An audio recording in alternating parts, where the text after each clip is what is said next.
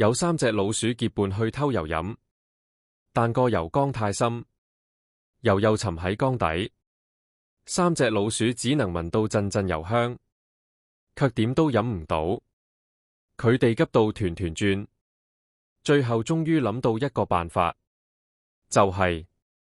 一隻咬住另一隻尾巴，一層吊一層落去，最下面嗰隻就可以飲到油。而且3隻老鼠仲達成共識，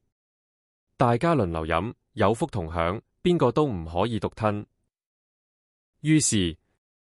第一隻老鼠最先掉落去，當佢終於飲到油時，心裏突然開始盤算，啲油得咁少，大家輪流飲有咩意思？今日我運氣最好，不如自己飲個夠。而掉喺中間嗰隻老鼠心裏又開始諗，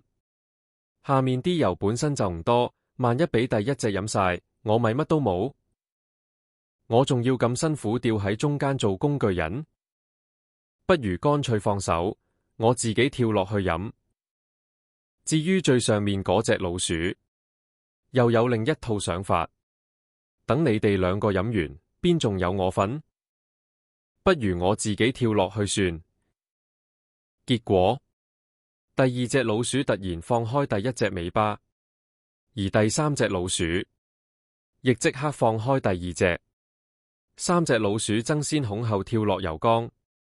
最後全部跌到成身油，狼狽不堪。更加致命嘅係油缸太滑，佢哋再都爬唔返上嚟，最後3隻老鼠全部困死喺油缸裏。其實佢哋表面上係合作，但實際上每個都只諗自己，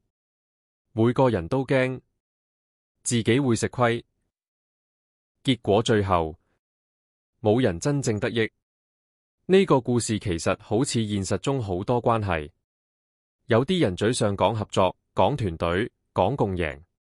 但真正遇到利益時，第一時間只會保護自己，甚至寧願大家一齊輸，都唔想別人贏。但真正長久嘅合作，從來唔係只顧自己，因為只考慮個人利益嘅人，最後往往害人又害己。真正厲害嘅人會明白，單靠一個人其實走唔遠，只有懂得互相信任、互相成就、追求雙贏，團隊先會真正變強。因為真正高級嘅聰明，從來唔係我點樣贏晒，而係點樣令大家一齊贏。